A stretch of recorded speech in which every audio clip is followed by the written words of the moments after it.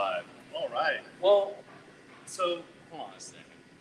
Before we're not going to make people tune in to start off this one. right, we're having a little buffer right now. Well, Just warm it up. yeah, it's kind of like the beginning of like a podcast, and like I skipped the first they 8 start minutes. talking, Yeah. and like, wow, they're just so engaged. They forgot to record. No, it's all good.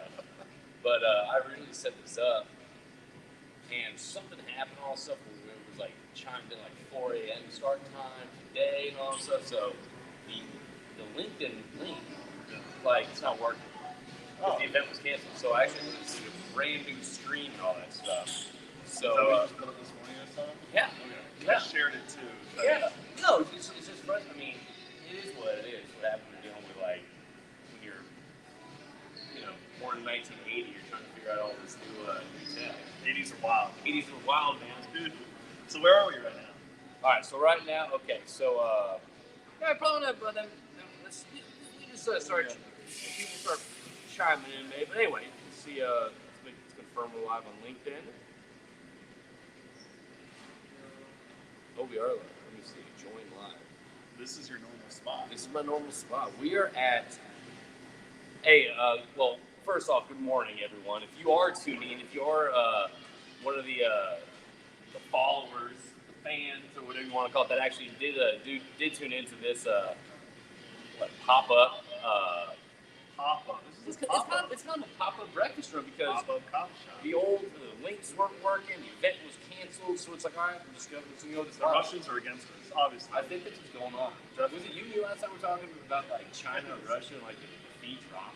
Dude, everything. Every time that happens, They're onto us because they don't want our oil industry to get stronger. And you're the core industry provider of news. You're getting out there grassroots, chopping up with all the operators. Hey, they're trying to shut you down. Well, look at you. You're the one actually going out there and putting pipe in the You ground. know how many tires I've had that have been popped and stabbed? I bet it's the Chinese. Tons, and I'm probably walking out right now to do it. It's always the Chinese. So that's why I always go to O'Reilly's Auto Parts for my tires, and you should too. That's a little plug. Yeah, Irish plug. I love that. So if you are tuning in, thank you. Happy Good Friday. We're hoping to make it a good Friday, but a great Friday after this conversation that we're having. Let's see where everyone's kind of tuning in from today. All right. There we go. Flooding in. With Omar saying no sound, freezing frame. Check. Hold on. Let me check. Can y'all hear now? We didn't hear our beautiful. Our mics might not be connected. So let me just try to do a little technical thing. Thank you for letting us know. And once you can hear us, type in thumbs up. That's weird. Test. I see the thing moving, like the bar. Test. Hello. Test. Can you hear us? Loud and clear. Loud and clear. All right. We're back. Keith. All right, so we got old Justin Brignac. Morning, fellas. I get to see Justin on Monday at the. We're gonna get into our week. What we've been doing. It's been a busy week for both of us, and we're excited to kind of share what's going on professionally and personally. So we're excited about that. So got to see Justin. Thanks for tuning in, brother. It's always a pleasure seeing him. You met Justin Brignac before, right? Unbelievable guy.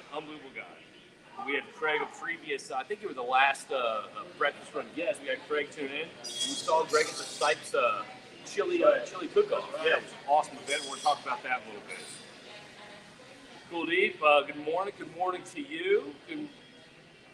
Ivan, happy Easter, gentlemen. Happy Easter, Ivan. I hope first off, the LACO event that I guess you were a part of. You met Ivan before, right? Anyway, he's over LACO. They did the golf. They just had the golf tournament at the. Is that where you wore your nice pants? Well, I wear those pants at the start of the bar. Those are everywhere.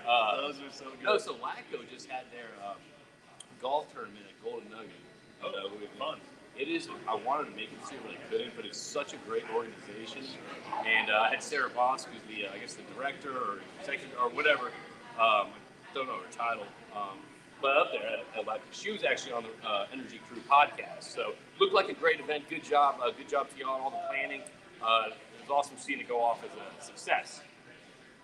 John Simmons, loud and clear. I'm digging that. Old Keith, sounding good. Happy Good Friday, everyone. Happy Good Friday. Good to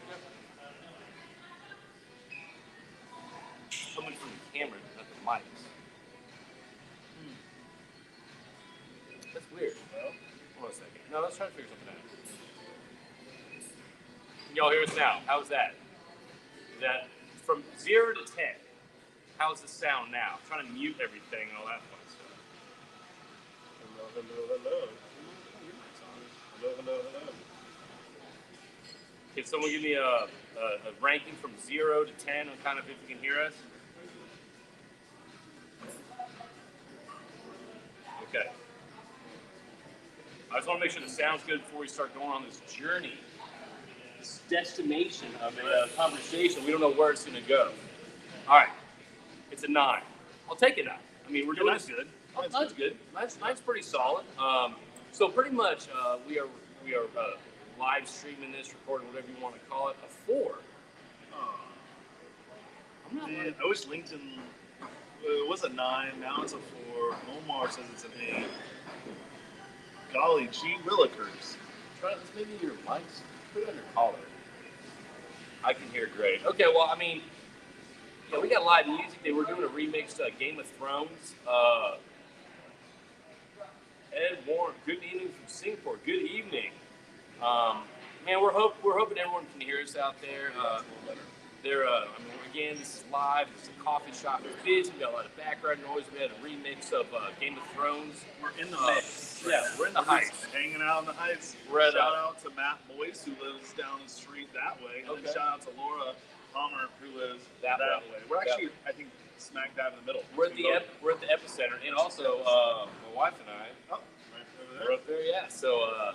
So there's a lot of stuff going on. We're at Roast and Brew in the Heights off of 19th Street.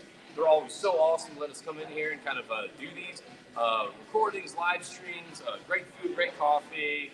That's kind of the plug that I got. So before we continue, we got to say that this. Breakfast Runs is sponsored by Royal Completion Tools. Solid people over there. Be sure to check them out. And here is the commercial. To all you completion engineers, company men, and consultants out there, are you sick and tired of losing sleep over frac plugs not getting to depth, not holding pressure, or not drilling out properly? Or maybe you aren't getting the best quality and service from the bigs. Well, stop burning the midnight oil and rest at ease while using Royal Frac Plugs, the most reliable and efficient frac plug on the market. Start your successful completions today by getting in touch with Royal Completion Tools.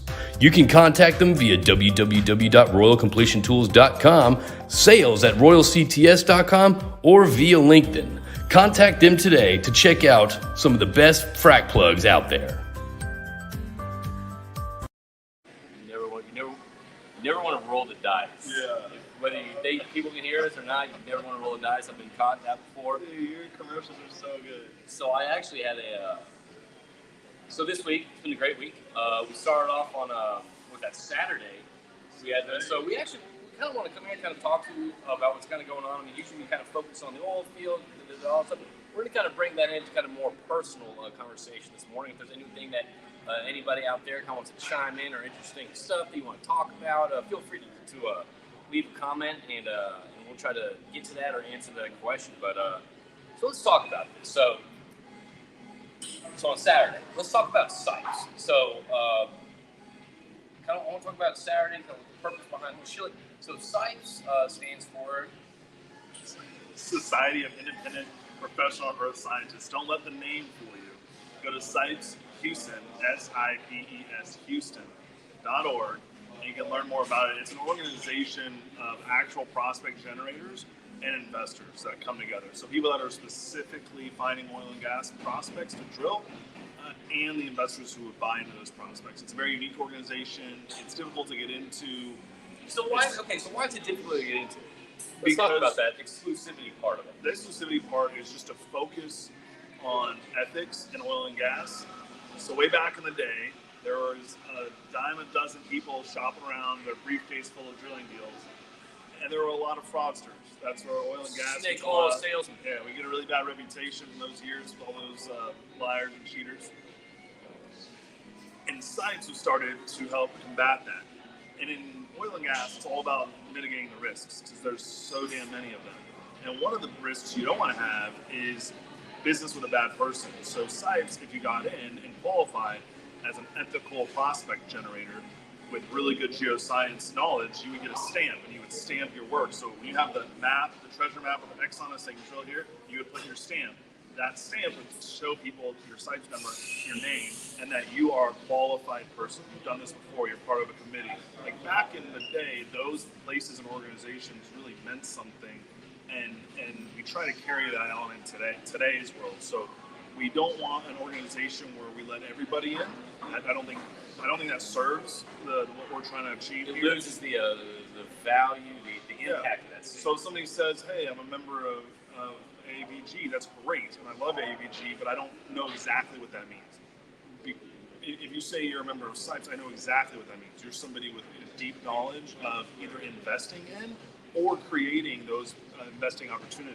And you meet the standards on the ethical portion of it. So that way, if you are engaged in conversations, you know it's not full of BS. And it's a national organization. We have chapters all over the place. We just started a new chapter, and there's Dallas, there's Fort Worth, there's Austin, there's Corpus Christi, Denver, there's Oklahoma City. There's a lot of different chapters all throughout Lafayette. There's New Orleans. I'm forgetting a bunch of them. Well, no, you listed a lot of them. If you want to keep going, you can do that. You can say it's national, or you can go to each different city and street. I'm just giving a shout out, you know. And the address of each location is Hose in different area codes, something like that. So it's a great organization, and one of our hallmarks is pushing STEM education, which is something that you're doing with Kids Crew. Okay. I think that's called Synergy, I think. I'm pretty pumped. These just came in the mail. Nice. These are going to be the take-home bags that we're going to be giving to the little ones. And we're trying to fill them up with like STEM activities and stuff like that, like a geology set, like a chemistry set, some drill bits.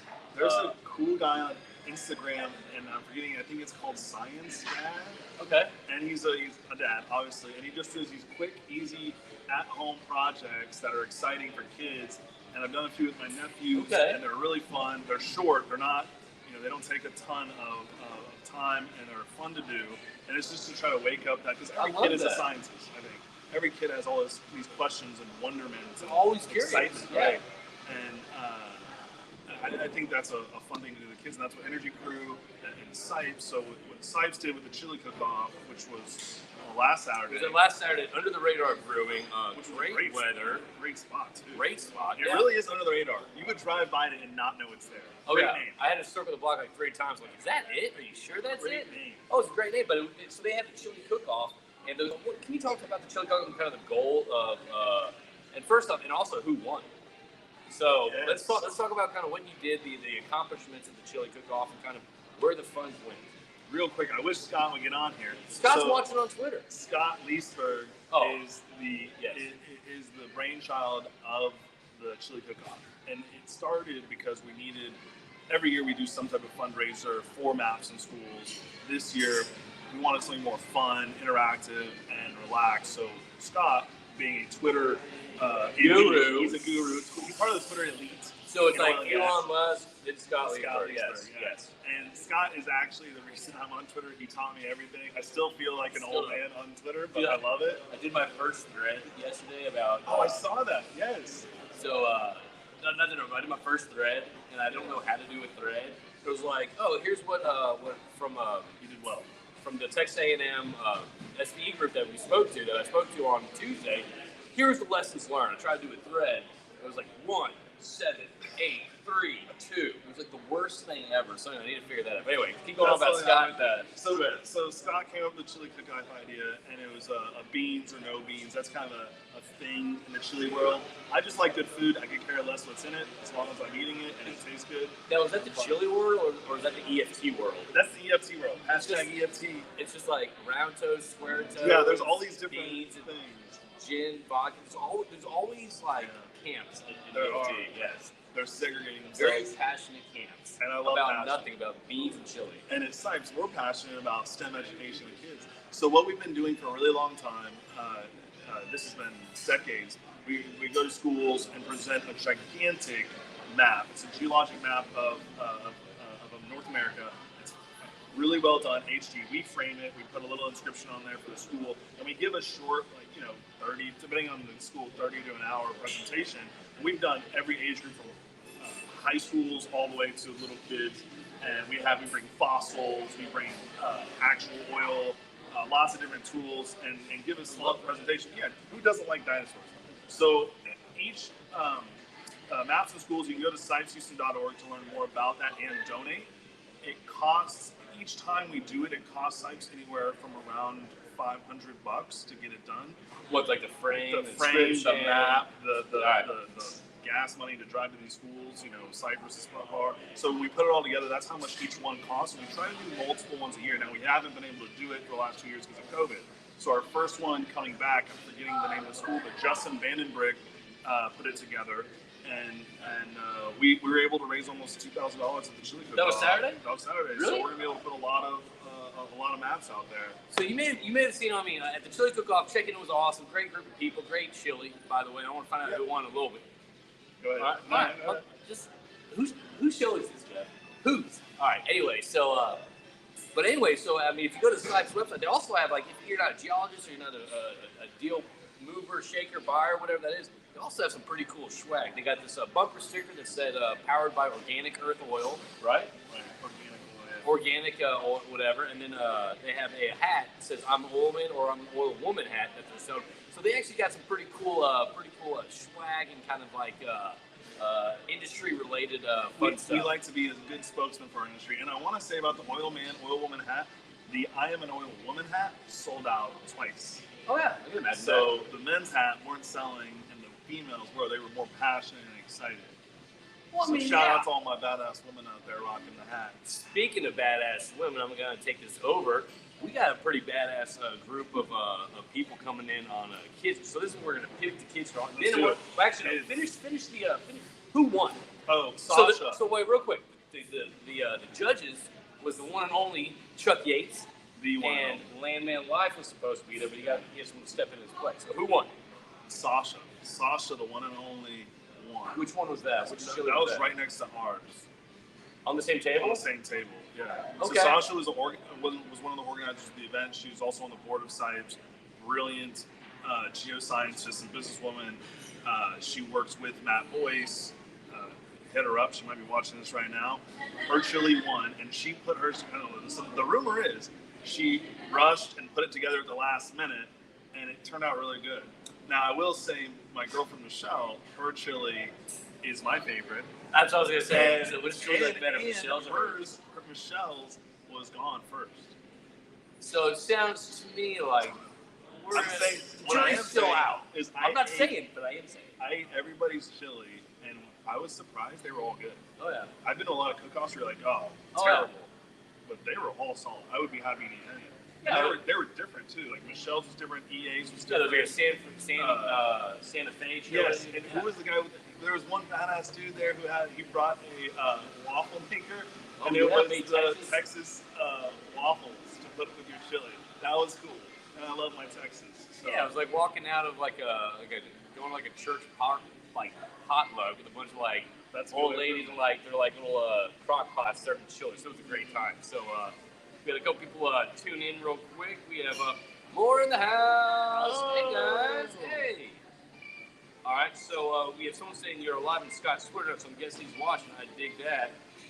And we have my beautiful wife, Monica, and Michelle's was the best. All right, well, so Monica, she loved talking with you too and visiting with you. Thanks for hanging out. Well, everyone loves talking and visiting with Monica, including me. Right? Yeah. So, all right, so talking about the STEM thing. So you raised $2,000 to do the maps in schools, you call it? Right, maps in school. Love that. And that kind of segment, we started talking about badass women. And it's a lot of badass women. Laura Palmer's one of them. Laura right Palmer. there. She's watching.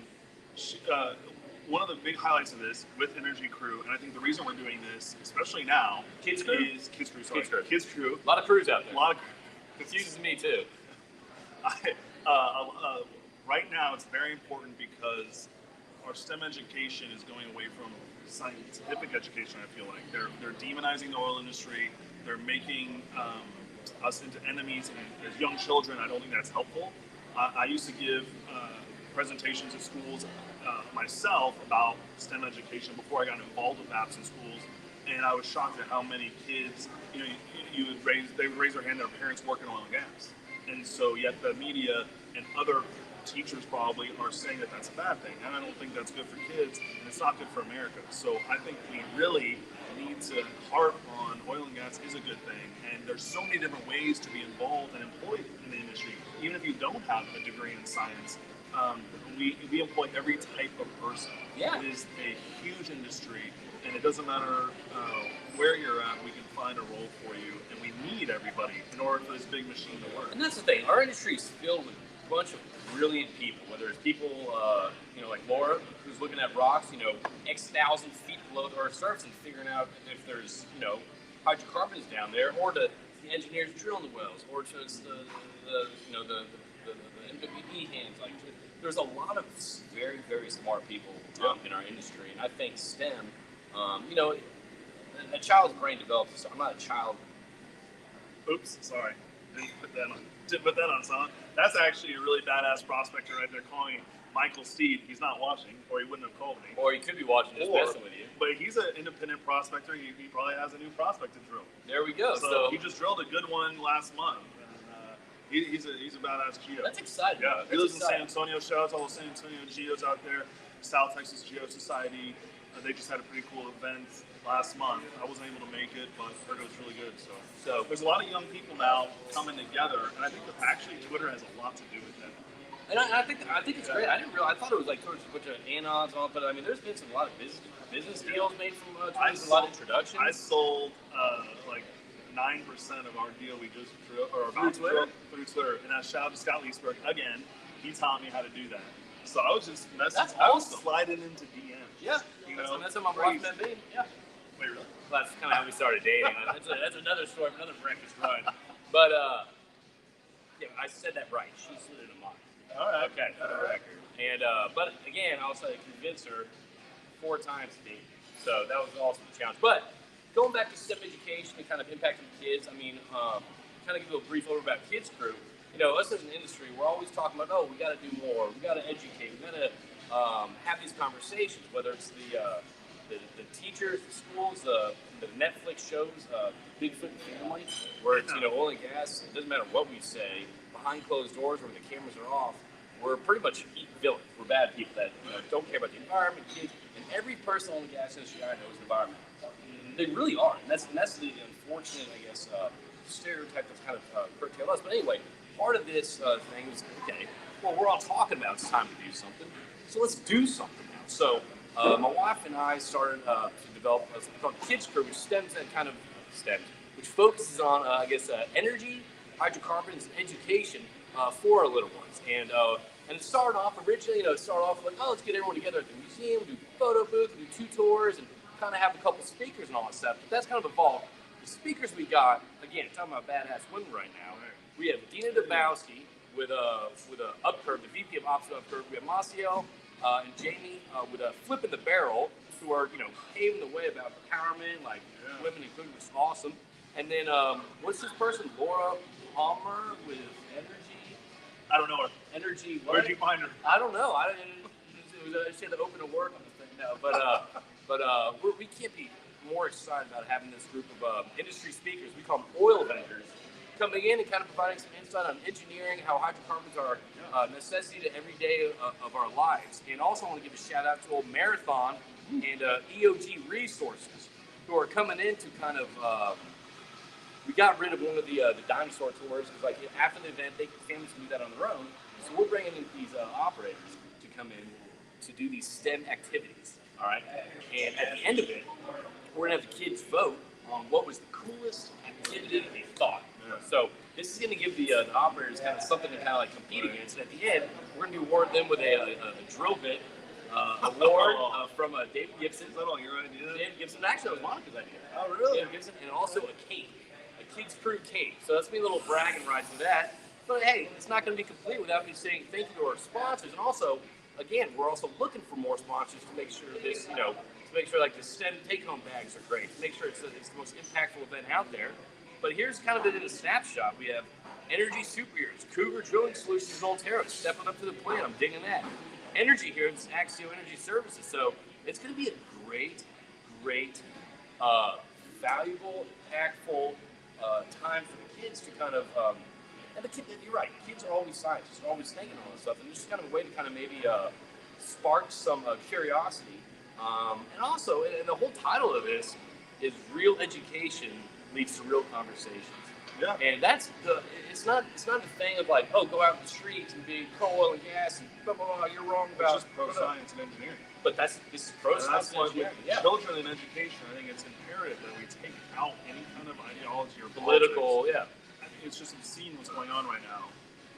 And just give them opportunities to find their passion and what they want to do. Because in America, we are known for following passion. And if you are passionate about spending your time doing something, we want you to do that. Whether that's you fall up in engineering, chemistry, Robs, art, anything. Anything we want in America, people to be passionate and enjoy that passion. It's a free country. It's that, but it's also combined with, number one, it's be great getting everyone together. Okay, it's always fun bringing families together, bringing the little ones together. But also, it's one of those things too, where it's like, with children sitting around in classrooms or in their groups and all that stuff, and they kind of absorb a little bit from their parents, and they'll be talking. I just want to provide, or we want to provide some sort of framework, saying, well, so they can start having these productive educational conversations with people that are kind of making their class. Maybe it's that. I'm not saying get in a rant or you're wrong, I'm right, but just have educational, kind of what DRW's been saying lately. Educational conversation. He's been talking a lot about that. Yeah, and I completely agree with that. I mean, and that kind of ties into kind of what happened on Tuesday. Tuesday, I got invited to go talk to the Texas A&M SBE class in College Station, which is kind of weird. You graduated from there 20 years ago, all right? And I'm on the other side of the table. But, I brought in, first off, who am I going to talk to? And you can always find all this stuff on the CrewTube YouTube channel. But they wanted me to come up and all this stuff, but I wanted to make it more impactful for them, so I brought up a couple engineers. Keith Augie with Escondido, Tyler Schultz, and Willie Nelson, the Willie Nelson with Aventive, and Ross Hayes over at Paloma Resources. And we kind of had a why we're in the industry, what we love about it. My reasons changed. First, it was a job. Then I got to see cool stuff. Then I got to travel the world. Then I got to go actually work on one of these multi-million-dollar offshore things, live in Saudi. And it kind of went from that, then we kind of went to the energy side of the space a little bit. And then, honestly, it evolved to the people.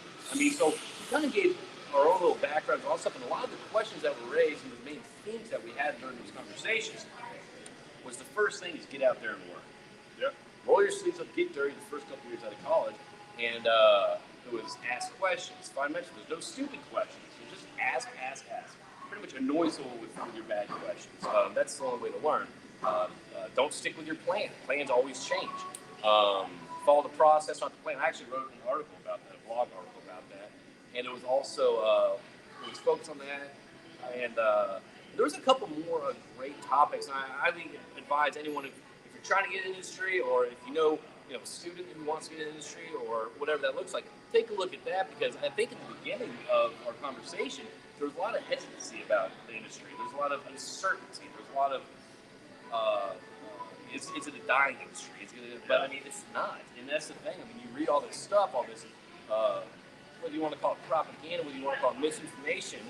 It's not even misinformation. I think it's just not aware information. It's information blindness. But we had a great conversation saying, hey, look, it's whether you like it or not. Even Shell saying, by 2050, we're going to need 47% more energy, and 50% of that has to be hydrocarbons.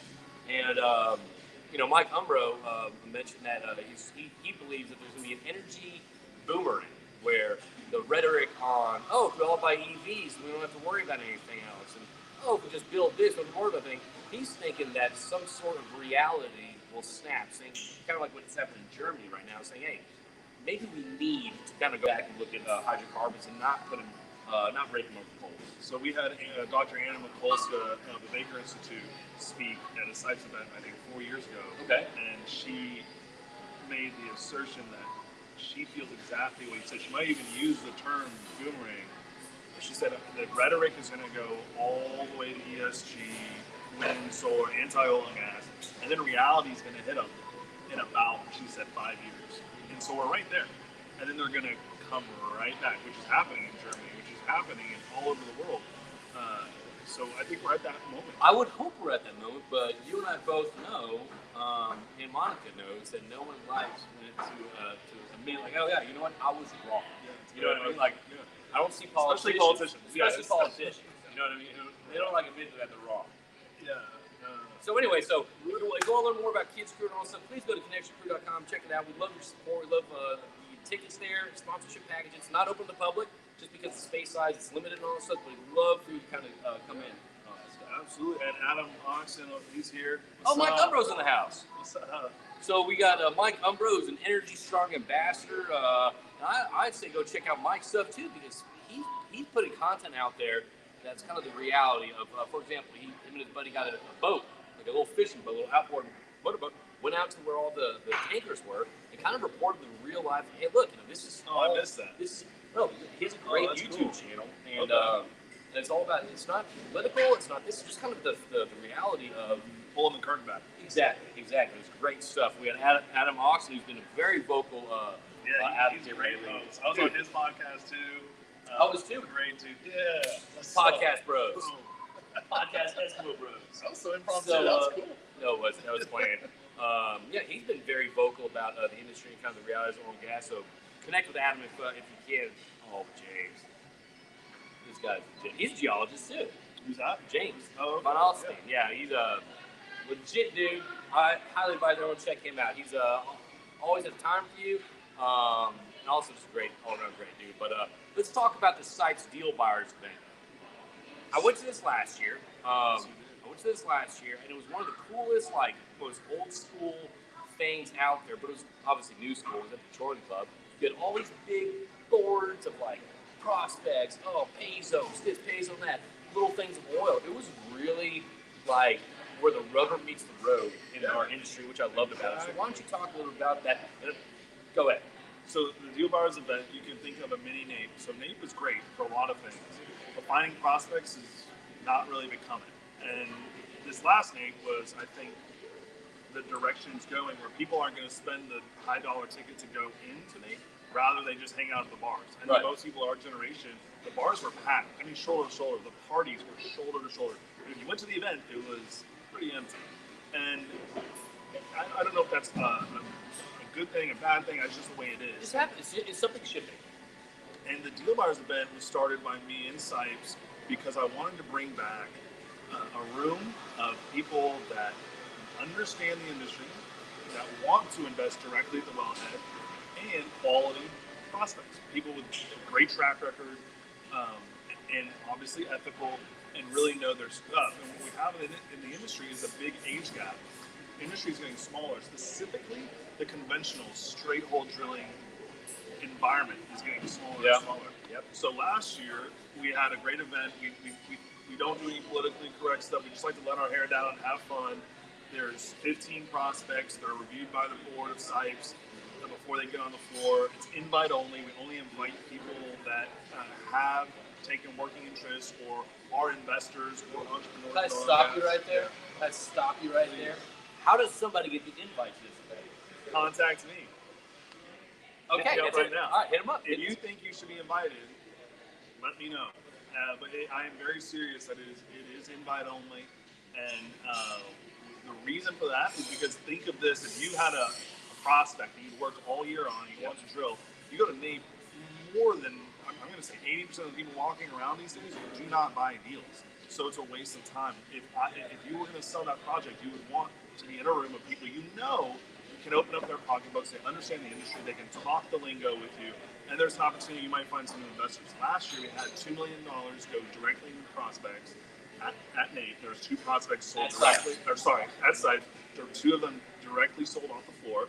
So basically, you can just think of like a science fair. You have all these poster boards, and some people use a pull down with a projector. And there's all different methods of selling your projects, but it's really fun. It's a really cool experience. You've seen the different styles to sell a prospect. Yeah, and what I do is I'm all about capitalism and competition. So I give them all the exact same rectangle and table. It's blank. So I'm like, you can do whatever you want with it. Yeah, you can just do pieces of paper. You can go tech. You can do whatever you want. No limit. $2 million. $2 million. Wow. And also the thing about that, I think I would assume the invite only too. That's to kind of trim away the people that wouldn't be either A, showing a prospect, or B, looking to invest. So it kind of gets rid of kind of all the noise, all the, I'm not saying it's fluff, but it kind of gets rid of all the people that and we have aren't serious. Yeah, and we have a lot of other events that anybody can go to. Chili cook-off, luncheons, like education. Oh, they've had some great We speakers. we do business development cocktail hours where we break down investing in oil and gas and how to look at certain pitfalls. So we this is just the only invite-only event of the year. We take that very seriously because our organization is founded on business and being a bridge in a society to make things happen. And I like investing, I like the science of it, and I don't like to waste my time, so I like to be a part of an organization that is passionate about that.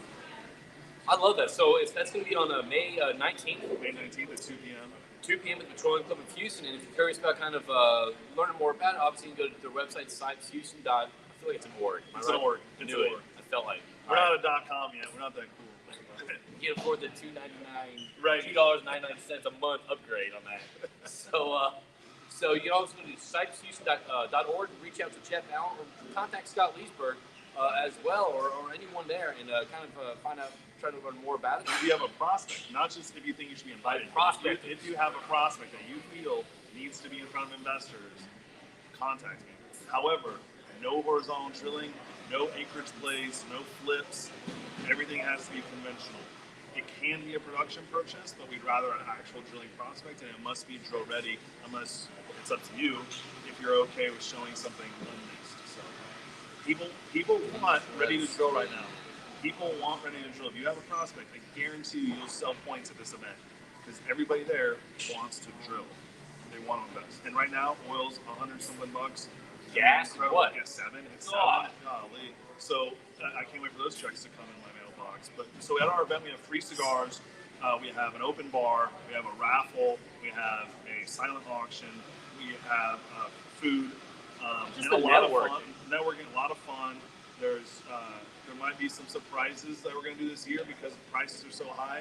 So those that attend should have a memorable moment. It's trying to be like the who's who. I also, and this may be true, can you confirm this or not? I also heard that there is going to be the #1 oil and gas podcast host there, live streaming.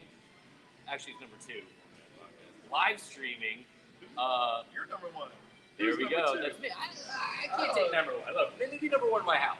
Okay. So I'm going to be there as well. I got invited to go to kind of I was there last year. Yeah, if you want to see it, tune in that day, May 19th, 2 p.m.-ish. I don't know when you'll go live, but it'll be fun. You'll get to see a little bit about prospects. You interviewed a few people last year. Oh yeah, it was a great time. So we're just trying to bring back some excitement to the industry, and we got to let our hair down and have fun. So well, I mean that's the thing. We're a fun industry. Yeah, we're a bunch of professionals. It's very high capital, very science-driven technology, but we're still an awesome industry because that's right. And you can't be yourself, you can't be genuine, have a good time every now and then. And you're in the wrong industry, in my opinion. So let's talk about. If there's anyone had any questions, all that stuff, feel free to chime in on all that stuff. Let's get into the what you've been doing. You've been drilling some. So sites kind of ties in perfectly to our segue to EnergyFunders. So you've been kind of making some great content as well.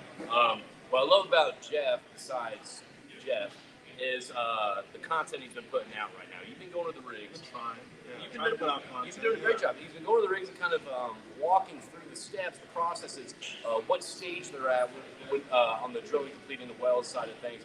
And it's very educational. I mean, I'm not saying it's for a beginner or an expert, but it's very nice because you always pick up something from your videos and stuff. I try. I want to talk about what you've been doing. One of my favorite things is his most recent one. He's getting a little fancy on this. So he's standing there, and his truck's back there, and it's a highway going. He's like, oh, yeah, we're doing this. And if you look right here, he just holds it, and then it cut into pictures like, look here. I'm like, can you imagine? Like that? A little Vanna White. Can you imagine just driving by, see this, like, this fake, like, old green screen that in later. So we inserted an image of the log, the well log that we drilled. It's a productive well. It's doing just over 1 million a day right now. It's gas.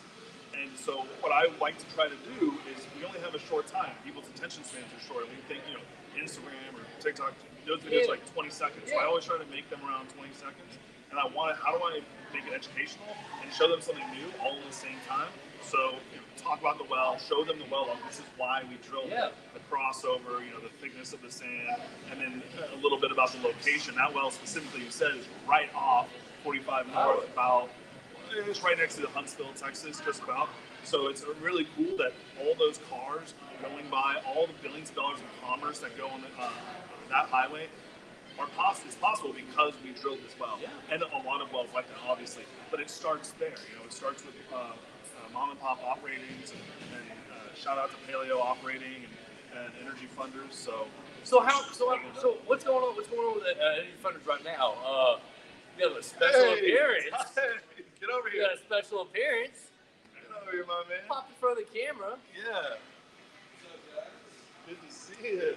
Good morning. Brother, Yeah, right around the corner. I was like, I need to go get my coffee this morning. I think I'll just come on by. Oh, and we're say live. hello. Why don't you say hello? So, how's it going, everyone? Little Tom Slocum over here popping in for a Real deal. cup of Joe. This is the coffee shop and boil and gas guys, clearly. We're just black. This is the black gold. So going back to EnergyFunders right now. Yes. So what's the activity going on right now with y'all? There's so much. We've had a huge week. Well, back to those videos, we put those out because a lot of our investors do not know anything about the oil industry. They look at us as a great investment, one, for tax savings, and two, to get exposure in a historic market for this commodity. So I like to educate them, and as a company, we value education. We want to bring them along the road of oil and gas as an industry. So what is pipe? What is drilling? How deep are you drilling? How do you decide why to complete this well or not? So we've had 4 successful wells in a row, which is phenomenal. Luck. If anybody tells you it's a sure thing, oil and gas is luck. You can have all the science you want, but it comes down to Mother Nature either liking you that day or not. But luckily, we've drilled some good ones. And so this week we had our first distribution to our investors. I saw that, yeah. So the way our fund works is a 3 to 5 year sale, but throughout that we give a distribution monthly. And so those distributions, obviously, some of you guys know or don't know, if you drill well, you don't get paid that day. It takes anywhere from 2 to 3 months to receive your first revenue checks, and then for us to distribute them. So those distributions will be becoming a little bit bigger because we drilled those wells. So that's exciting. Yeah, so it is all the legwork that your entire team has put behind this, and now you actually see the result. Yes. You see the result. I dig that. Yeah. So when we started, when EnergyFunders started, we had no track record as a company. Individually, we had a great track record, but as the new form, the new owners, the new team, Laura, we were out there raising money, and we had a record raise, about $13 million. So awesome. And that was before we drilled anything. And then finally, we started drilling. And can you just imagine if they were all dry holes? Thank God, we're drilling PUDs. We're drilling really low-risk wells. We're not out there drilling wildcats, even though our new fund is called the Wildcat Fund. That's more of an advertising fund, like 10-gallon hat type thing.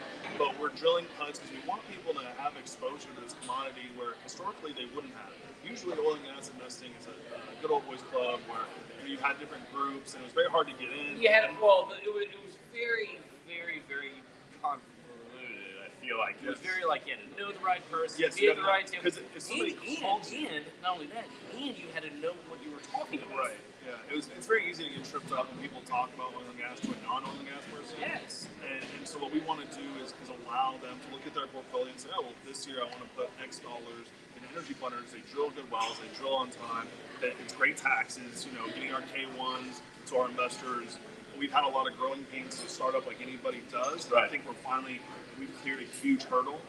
We have an amazing team. I think that's what really separates any good business. It's not just the asset, but the people that are managing it and the people that you can trust with your money. So all those investors are just accredited investors that we find through the internet. Believe it or not, people contact us through our ads or other types of marketing ventures. Yeah. We use Aquila Mendez, which is hot in Texas out of San Antonio. It's spelled Haute. Yeah, she's awesome. So all of that is her hard work. We have a great team that we've been able to pull together. So I'm so excited. I don't know where we're going to go. We're going to drill 4 more wells coming up in the next few months. So we're going to get started on that pretty shortly. And we're just going to keep rolling through. That's fun. That's exciting, though. Oh, and our Bitcoin, we have Bitcoin mines going It's live. 2022. Let's talk about Bitcoin. So go ahead. Yeah, your Bitcoins. EnergyFunders also allows you to invest as a fractional owner in a Bitcoin mines. So how is that beneficial versus just kind of picking up Bitcoin at one of those gas station kiosks? Oh my God! What does Don't that do mean? that. What? I don't. Next time I see you at a gas station, Got any Bitcoin? Yeah, got any Bitcoin? I need coins. So wait, so how is that different? How is it actually being a part owner or whatever, like the mine? It comes down to this: do you want to buy a diamond at IW Marks Jewelers, or are you going to buy it at the mine? If you buy it at the diamond mine, it's going to be cheaper, right? So in Bitcoin, if you buy it, you're good. Yeah, you're good. If you buy a Bitcoin on the market, like through Coinbase or something, it's going to be more expensive. You're buying it retail. So if you go to the mines, you're just cutting out the middleman. You're getting it cheaper. So basically, for us, it costs us anywhere. There's a lot of variables, but it costs us about $25,000 to obtain each Bitcoin, and that's all in. And we have stranded natural gas. I would never invest in anything that's on grid ever. If you are, you should probably consider leaving that. Regulations are a huge risk. We don't have regulatory risk. We're on a private ranch south of San Antonio. There's 4 gas wellheads. We have plenty of gas. We're able to scale up quickly. Our first mine took longer than we might have expected, but we're very conservative. We're a very conservative company, and before buying 10 containers with 240 mines in each container, you want to make sure you got everything, all your ducks in a row. We're not going to go out ahead of ourselves and get too tripped up. So we're ready to blast through now. I think our company and, like I said, our management is what separates us, and being off-grid and the ability to just scale. So, and we're only using the S19s, the submersible ones. You'll see a lot of people in the Bitcoin space. There's a lot of talk, not a lot of people doing, and I'm really proud that we're part of one of the companies that is actually doing stuff. You go to Empower? I didn't go there. Laura was there. Laura's speaking. Laura was there. Yeah, she's a big deal. She's getting out there. Yeah. I mean, shout out to the digital wildcatter guys that put that on. Oh, that was huge. My gosh. First that was huge. Well done. So it's like so Laura did, CEO, speaker in Empower. Now, an oil venture? I mean, talk about that progression. That's amazing. That's pretty big. Yeah, her career is only going to go up. It has to only go up. Right? So it's I'm very, very fortunate, very blessed that Lauren and all the other oil ventures and the companies that support that Kids Cruise gave. I want to impact the little ones. Yeah, that's the way to always do it. So you gotta get back. So what you doing the Easter weekend? Family time. My little sister just. So I'm going in the hot seat after Sure. Yeah, we'll do a lightning round. We're doing a lightning round. I'm thinking here too. So anyway, so after this, my little sister just gave birth to her first daughter. Okay. Her first child. So it'll be a big. What's the daughter's name? Eloisa. Okay. And she, so it'll be a big family weekend for us. Okay. So I'm very excited about that. You hiding the eggs and all that Oh, stuff? heck yeah. All right. I get into that. I like it. Do you like it? Yeah, it's fun. I dress up as a bunny and scare the kids. I don't do that. I don't do that. Like the Donnie Darko bunny? Yes. Oh, man. That'd be pretty good. Ruin Easter for them. Well, today it's Sonic the Hedgehog 2 day. We got my daughter yesterday from school after coming back from Dallas for the first crew event in Dallas. Picked up daughter, and it's Sonic 2. It's out in theaters. So she's a huge Sonic fan, loves Nice. Sonic. So we'll be doing that today. And one patrolling club for Easter brunch. Nice. Yeah, Right on. it's kind of our tradition. So looking forward to that. So what else? What are you gonna leave these cats, and then we'll slide over and make room for old Tom Slope. We're gonna probably move this, but you know what? We can go there. We'll make it work. Hey, what else is going on? I personally, I drill wells with Mike Jones and Ryan Price. You can find them on LinkedIn as well. Ryan Price is one of the best operators out there. If you want a low cost and very brilliant operator, we're drilling wells in San Patricio County. We just are about to complete one and drill another. If anybody's interested in investing in oil and gas, I think you should think about coming to the Deal Buyers event just to learn. Contact me, and then also go on the EnergyFunders.com website to learn about it as well. Absolutely. I want to thank you. You're going to be sticking around. We're about to. I think we're going to move the camera over to this table because we're not going to squeeze in here. This is you talk about pop. This is the double pop-up breakfast run right now. So It's getting hot. it's super. Rotate that way, I can squeeze in right over there. It's not going to work. These chairs are too gangster. We'll just do there. We'll just do it there. Stay with us. We're about to pivot the camera. All right.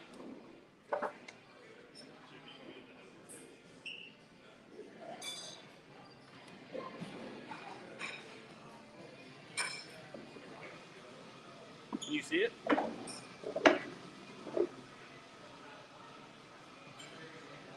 I dig it. It's good.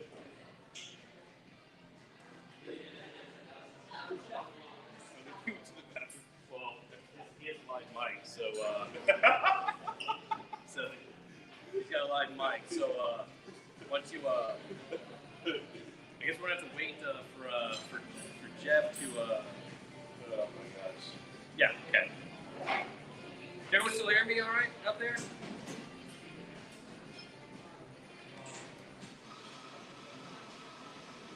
Well, it's kind of weird. Okay, here, let's pass it back and forth. Okay. Oh, this is good.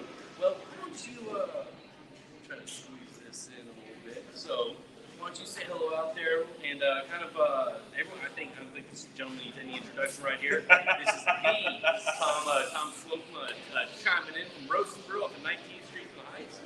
Yeah, yes, if you know you had your mic on. Dude, that's hilarious. It's like a naked gun. That was like the coolest thing I've ever done. I turned it off. Okay. Murder. All right. So do we need both of them, or since we're so close, we only need one? I think we just need two. You wanna hold on to that one? So everyone knows the one and only Tom Slocum out there. So I want you to say hello, kind of. I'm going to fix the camera while you talk. What? This should be our background. This should be the background. I know it's very lively, a lot of energy here. So Tom, why don't you let us know kind of what you've been up to, kind of what you fill us in. Yeah, so Tom. it's been fun lately, but yeah, I've actually decided to go ahead and move forward with policy initiatives here in Texas. We're doing stuff to strengthen the Bitcoin mining community, actually, which is what he is all about. I'm all about. Ted Cruz is big on that too. My gosh, he was at Power events as well. Yeah, Laura's met with him. everyone has quickly jumped on board now, but Which I find fascinating. Yeah. It's Wyoming and Texas are the top tier states right now. that's right. That's right. Why do you think that is? I think it's because we're business friendly and we happen to have all the gas, right?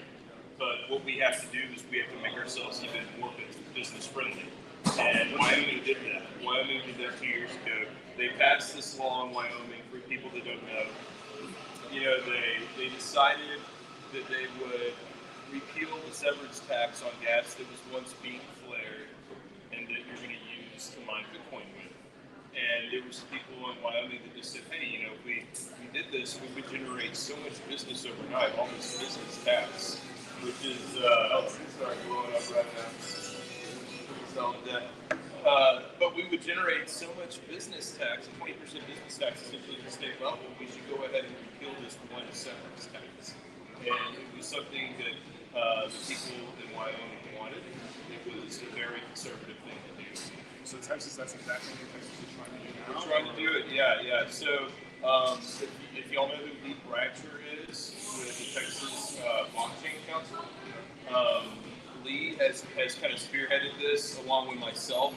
I mentioned this on the campaign trail while I was campaigning.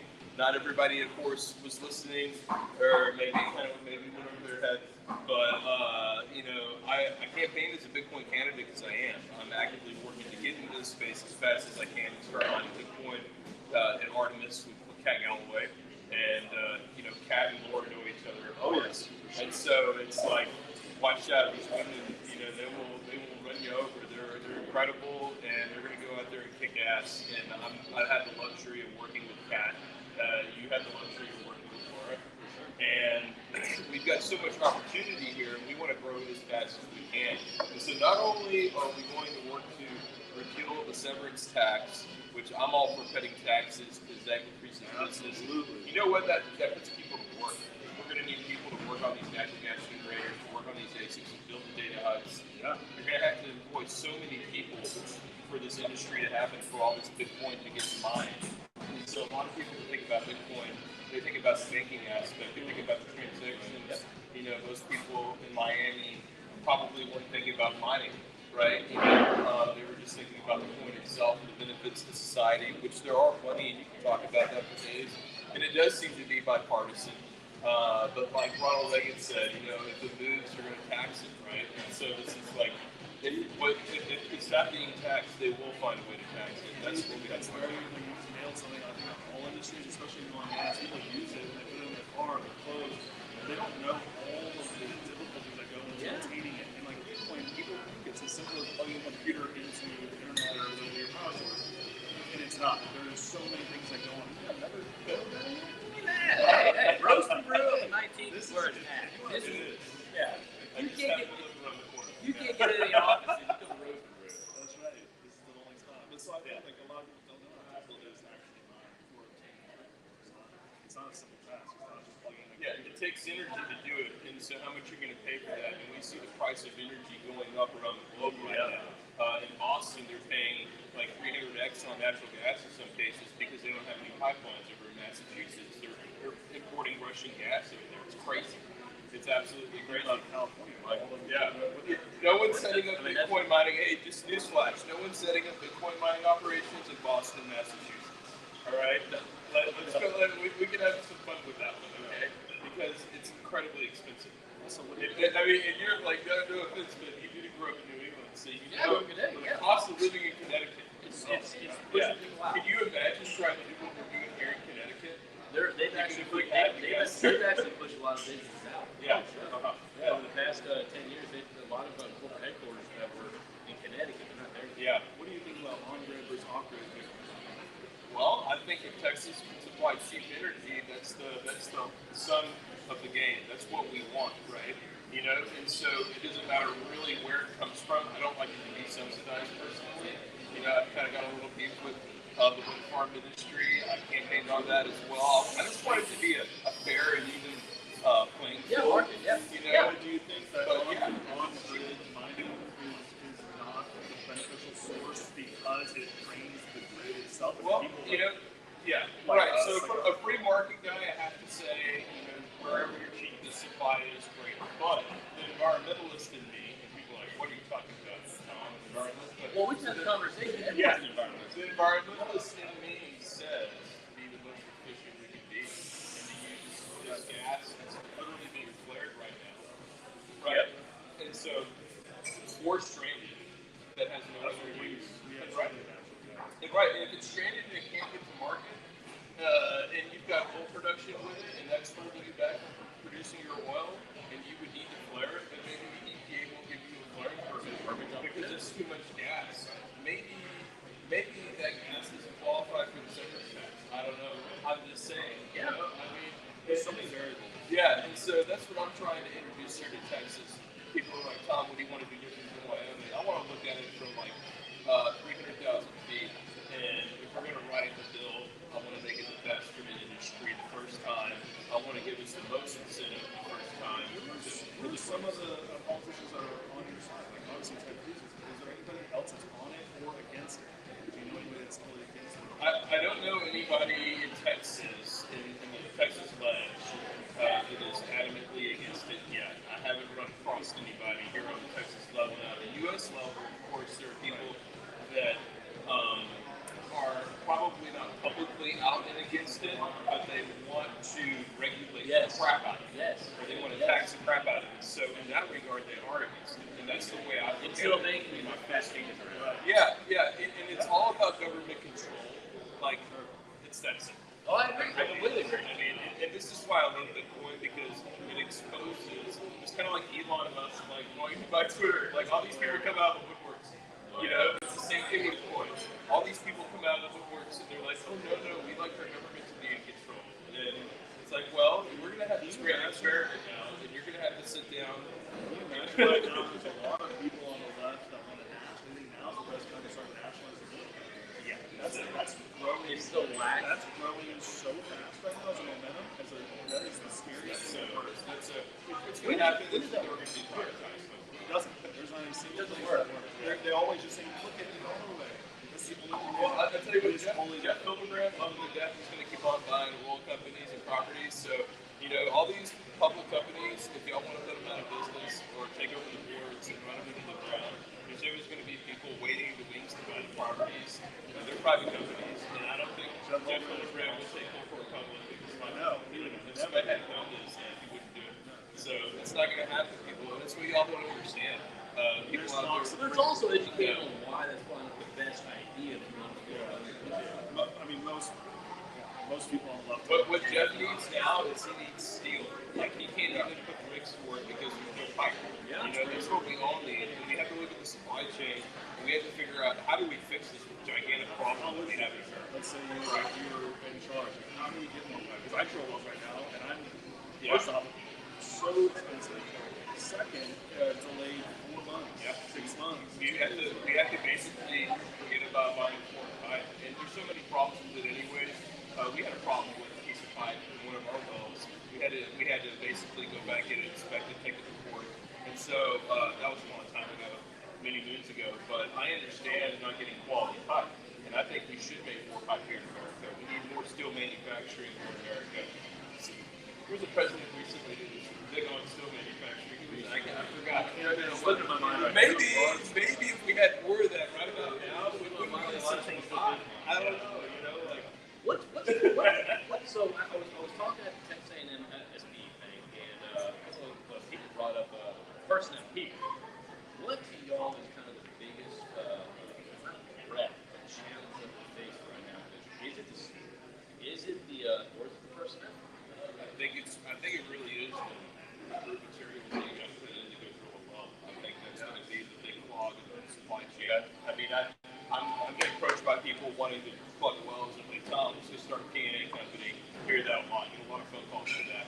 That's equipment that we can maybe find out there. Maybe we can get both a little bit easier. We can piece that stuff together. That's on the service side of plugging the well. Yeah, that's a little bit easier to do. Right. But drilling a well, getting the components, all of that, all the pipe, and then let's say all of a sudden we just have all this pipe come out of nowhere. Then you're going to have your next bottleneck. There's always a next bottleneck. You can always ramp up to a certain point, and then you're going to. That's what these voltage components are. They're like, bullshit, 9,000 permits available. Yeah. So I'm on the side of independence. Like, I put my own money in the ground to drill wells. We want to drill as much as we can if we wanted to for the last year.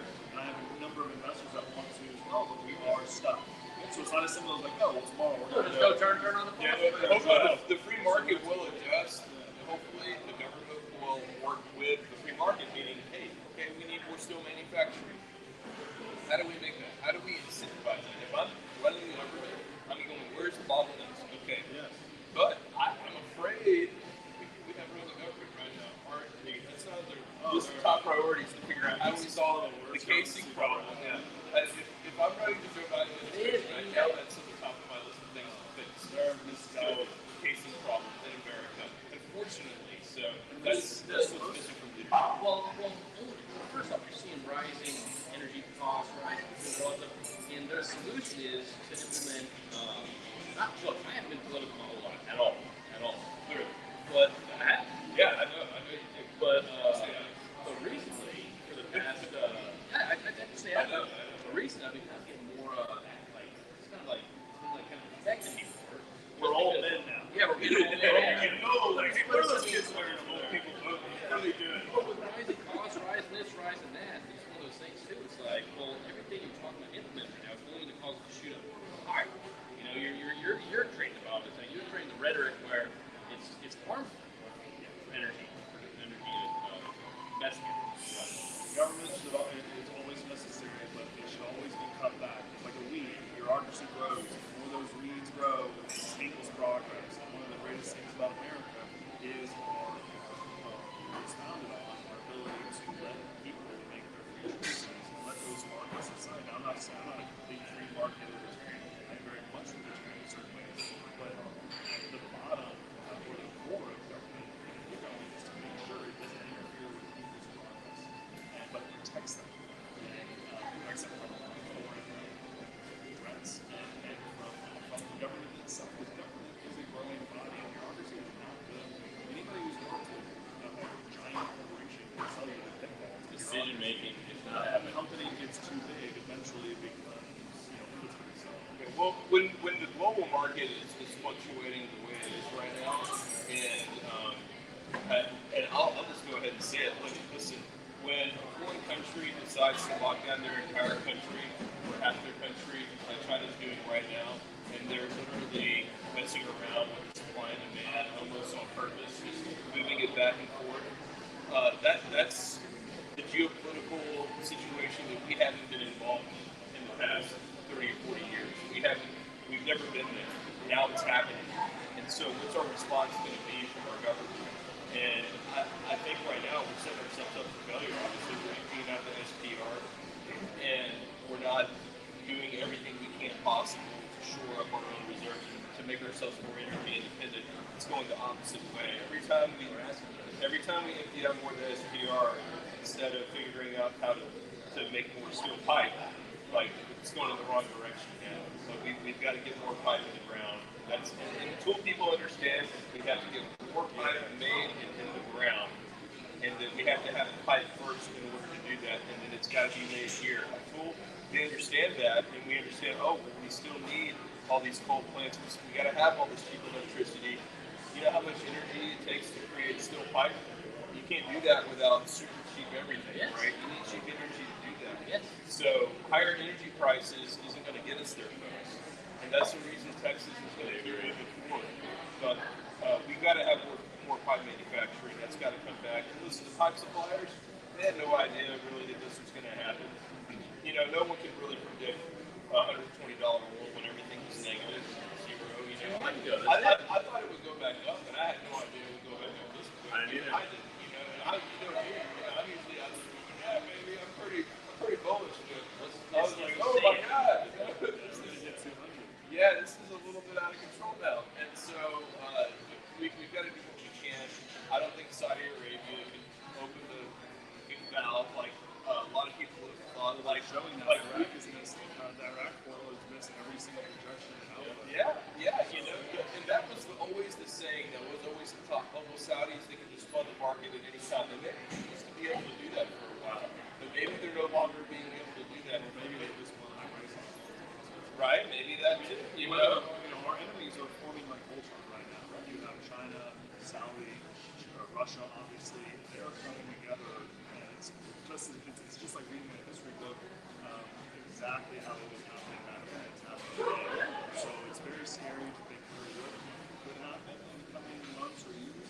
But I'm always very bullish on America and our ability with European countries and Westernized countries to shut shit down, for lack of a better word.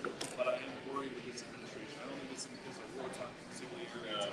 The Chinese are going to want something too. And do you think where are we going to get our pipe from? You know, and so what country is going to be able to increase their production in the next 5 years? And how are they going to get there?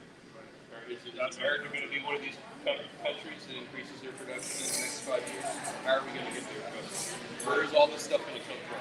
Where's all the materials? We can get the people. The people we can get. You know, it's not going to be that big of an issue. Yeah, it's always been an issue. I can work with it. But when you don't have the raw material, you've got nothing. You've got nothing, folks. We hate it. Actually, I had out. I didn't realize it's past 10. We're wrapping up. I have to go. Well, we can just finish this up real quick. I have an 11 o'clock Sonic 2 coming out. Sonic 2. But Tom, you got anything else to say to the crowd right there, or anything like that you want to kind of wrap up? Or what you want this weekend, or any other thoughts? Yeah, well, I'm just excited to be back working full-time in oil and gas and pushing good energy policy forward. We're going to have a fundraiser at the Petroleum Club for the Harris County Republican Party.